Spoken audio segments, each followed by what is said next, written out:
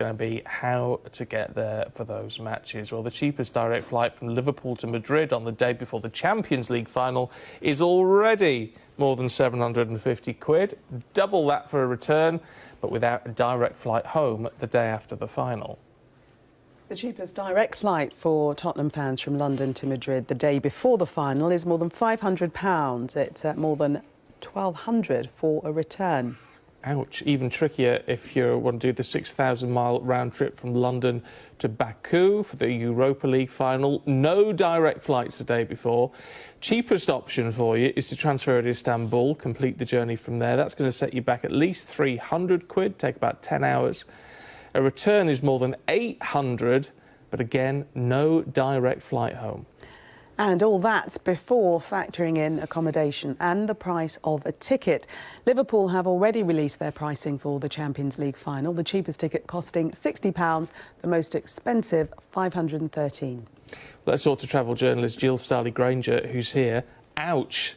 Yes, it's not pricey. cheap, is it? Of course, but there are ways to get around it. Good. I mean, you do have to make a bit of an effort, but if you can't get reasonably priced tickets to Madrid, the best thing to do is to fly either into Zaragoza, I'm sorry, I can't say it properly, begins with a Z, Zaragoza, and then, or Valencia.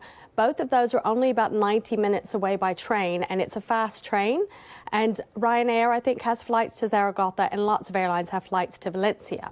They're both beautiful cities in their own right, and so you could also stay over, and that way you'll probably save on the accommodation costs, because as you can imagine, in Madrid, it's going to become very expensive. A lot of fans are thinking of taking the ferry over. Getting from Bilbao to Madrid is actually not too long of a drive, but there aren't any fast trains, so you really only want to take that option from Bilbao or Santander if you're driving. But all these options, are they increasing in price as we speak? Of course. I mean, and anybody who has children will tell you this is something they face every year because it's simply supply and demand. So as those cheap seats sell up, the more expensive seats become available. But also, let's be honest, airline pricing is in itself a mystery that nobody can fathom. So realistically, as soon as they see a surge in demand, you can expect that prices will automatically increase. But that's just pure guesswork. Nobody knows their algorithms. They don't share them.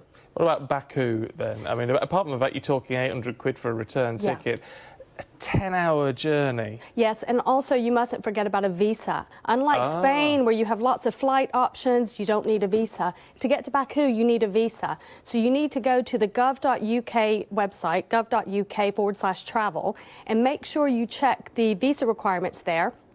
If you go via that link, make sure you choose Europa League final, and that should expedite your visa application. It's not a terribly expensive visa unless you do it the wrong way. But getting to Baku is not easy, is it? No. I mean, are there no options for direct flights? There are no direct flights that are affordable, or I think at all, but you can get layover flights. I saw some this morning. If you're willing to do 3 layovers, you can get there for about 600 quid, but it's going to take you 24 hours.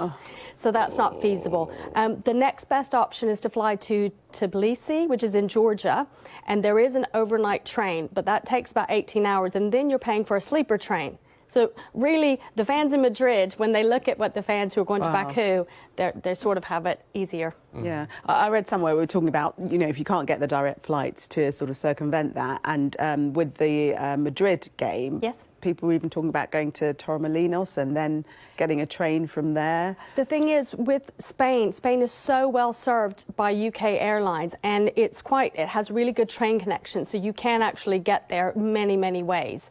It's not going to be easy to get straight to Madrid, or sorry, it'll be easy, it just won't be cheap. Yeah. Another option is to take the train. You can get the Eurostar to Paris, and there's a beautiful train called the Hotel Train. Now, it's a public train. The Hotel Train's just sort of a nickname.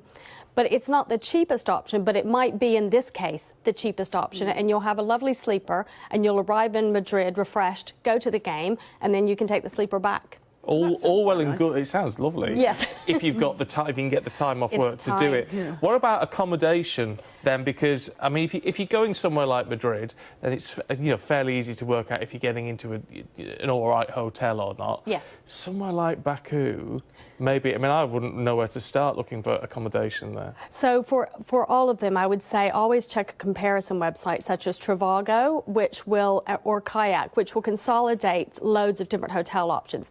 Baku is more expensive. It's a business destination typically, and so all of the hotel prices are just going to be a lot more expensive. But in and around Madrid, particularly if you're willing to go out to beautiful towns like Toledo, which are about 50 minutes by train, beautiful city, they're going to be a lot more affordable there. And if you do a good comparison, you should be fine.